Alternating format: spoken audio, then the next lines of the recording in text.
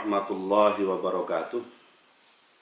Alhamdulillah wa syukurillah wassalatu wassalamu ala rasulillah wa ala alihi wa sahbihi wa mawalah amma ba'da la hawla wa la quwata illa billah. Saudara-saudara yang dirahmati Allah, ada banyak cara untuk menjelaskan tentang makna tasawuf. Di antara berbagai makna tasawuf itu dapat kita gali dari penjelasan Syekh Abdul Qadir Al-Jilani yang diuraikan di dalam kitab Sirrul Asrar, atau kitab yang memang mengungkap berbagai makna rahasia-rahasia di antara rahasia yang ada. Tentu saja yang dimaksud rahasia ini adalah kedalaman diri manusia, di mana manusia itu merupakan cerminan dari makrokosmos. Dia adalah mikrokosmos dari makrokosmos. Nah, Syekh Abdul Qadir Jilani menyatakan bahwa makna tasawuf itu sendiri sebenarnya bisa diungkap dari huruf-huruf yang membentuk kata-kata tasawuf, yaitu huruf ta, shad, wawu, dan fa. Menurut Syekh Abdul Qadir Jilani, bahwa langkah awal untuk menjadi seorang sufi, langkah pertama dalam rangka berjalan menuju Allah atau menempuh laku suluk adalah taubat, di mana kata taubat ini dicerminkan di dalam huruf ta pada awal kalimat tasawuf itu.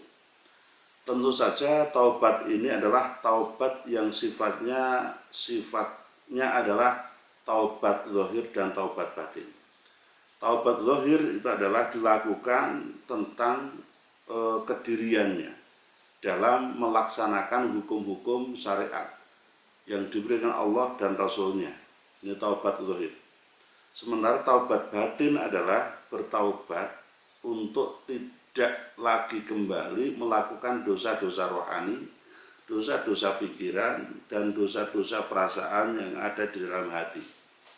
Sehingga menurut Syekh Abdul Qadir Jilani, bahwa pintu dari taubat ini adalah merasa khawatir tentang kedudukan dirinya di hadapan Allah. Dia selalu khawatir kalau kediriannya itu menurut Allah tidak benar. Dia merasa khawatir kalau kehadiran dirinya kelak kepada Allah tidak diterima dan sebagainya. Sehingga hitung-hitungan dari ibadahnya tidak semata-mata hitung-hitungan atas dosa maupun pahala, neraka ataupun surga, tetapi kepantasan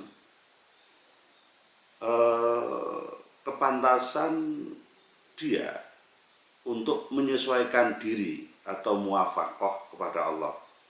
Sehingga dalam perilaku tasawuf, dalam taubat ini, dia mengarahkan taubatnya kepada kesadaran atas sifat-sifat Allah, asma-asma Allah, af'an Allah, dan juga kesadaran akan titik akhir kehidupan, yaitu atas dzatullahnya. Ini tentang taubat. Kemudian huruf yang kedua adalah shad.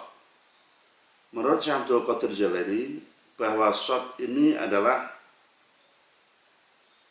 simbol dari kata-kata sofa. Sofa atau kemurnian, kebeningan, kebersihan hati, kejernihan diri, dan sebagainya. Dan ini mengacu pada pikiran, hati, dan perasaan. Nah, cara dari sofa ini, cara pembersihan diri, penjernihan hati adalah dengan selalu mengulang-ulang kalimat tahlil la ilaha illallah. Maka di dalam Thariqah Qadiriyah itu diharuskan setiap murid, setiap selesai sholat fardu, selalu melafalkan la ilaha illallah. Ini paling tidak 164 kali. Ini sebagai zikir inti dari Thariqah Qadiriyah. Tetapi tentu ada syaratnya, bahwa sebelum berzikir, orang ini dianjurkan oleh Syekh Abdul Qadir Jilani untuk terlebih dahulu dia menempuh langkah menuju pembersihan diri, pembersihan hati. Caranya adalah menghindari dan menghilangkan su'dzon atau berburuk sangka atau negative thinking, berpikiran negatif. Semua itu harus dihindarkan, baik itu su'dzon kepada Allah atau su'dzon kepada makhluk Allah. Sehingga dengan menghindari dan menghilangkan rasa su'dzon ini, maka hati selalu bersih menghadapi semua hal yang terjadi, pikiran dan perasaan selalu jernih menghadapi semua hal yang harus dihadapi. Semuanya akan diolah dalam kerangka zikrullah, dalam kerangka zikir kepada Allah, sehingga ini menjadi daya dorong taubatnya menjadi lebih sempurna.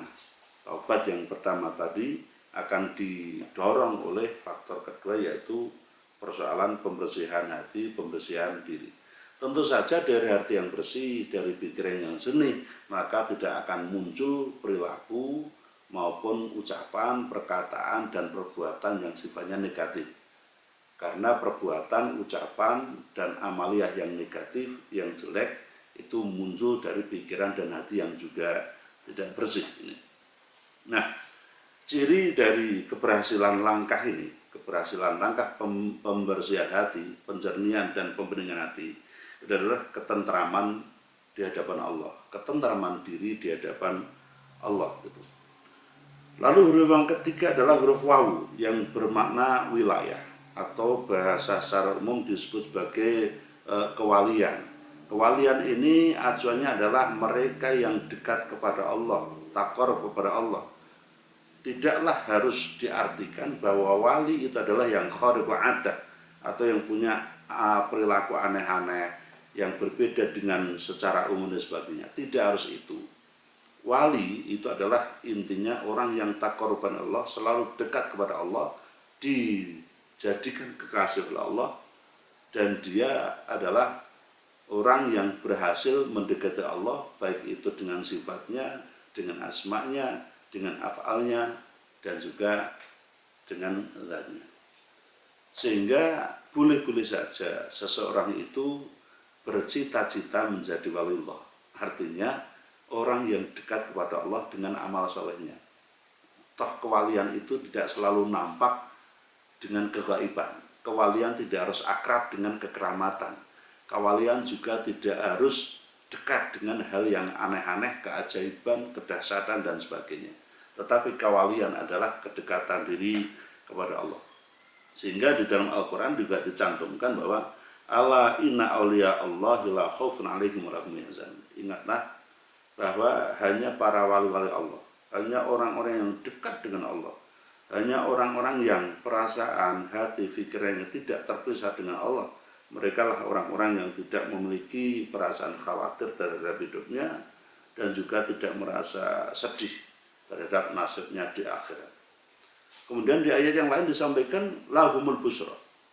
Bagi mereka para wali Allah itu diberikan kabar yang gembira fil hayati dunya wa fil akhirat, baik dalam kehidupan di dunia maupun kehidupan di akhirat. Maka dia tidak ada sesuatu selain hal-hal yang menggembirakan. Artinya kekhawatiran tadi mengacu kepada dunia, kemudian kesedihan itu mengacu kepada akhirat. Tidak ada kekhawatiran tentang hidupnya di dunia dan tidak ada kesedihan atas kehidupannya di akhirat.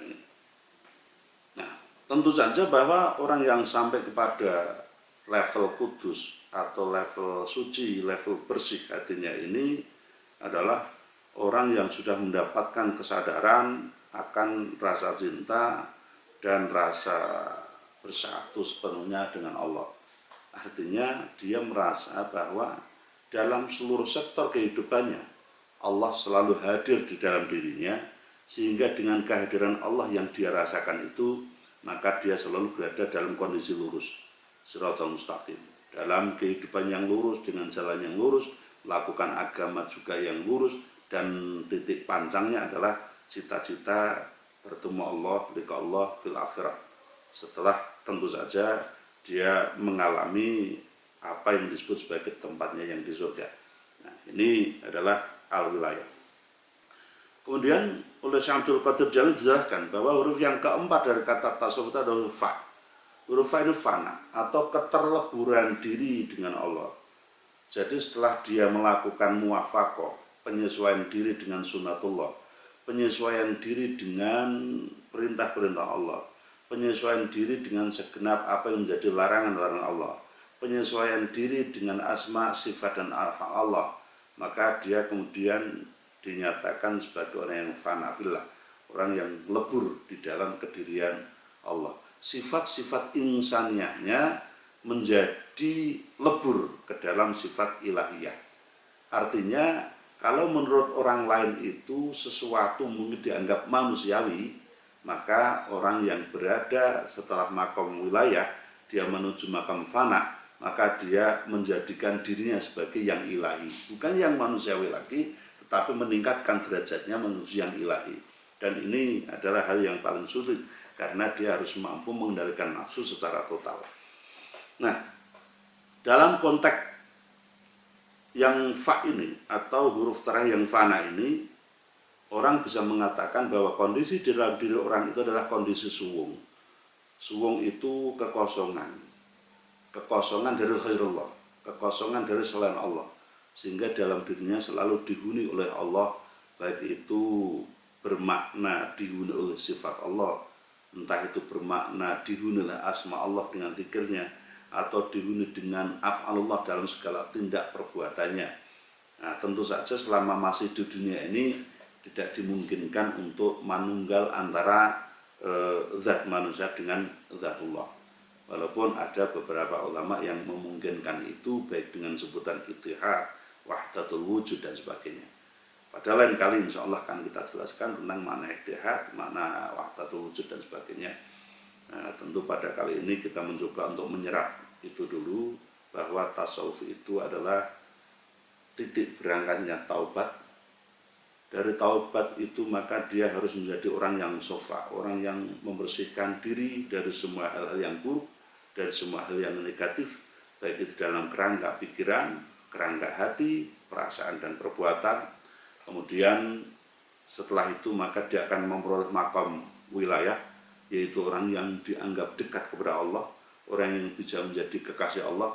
Dan setelah itu maka dia akan sampai kepada hakikinya, yaitu fana fillah, keterleburan diri kepada Allah, keterleburan diri di hadapan Allah, keterleburan diri di dalam Allah, paling tidak dengan 3 hal, yaitu keterleburan diri dalam asmanya, keterleburan diri di dalam sifatnya, dan keterleburan diri di dalam af'alnya. Demikian, semoga kita mendapatkan karunia Allah untuk bisa melakukan suluk perjalanan spiritual kita mencapai apa yang kita inginkan, yaitu liqa Allah, bertemu dengan Allah. Assalamualaikum warahmatullahi wabarakatuh.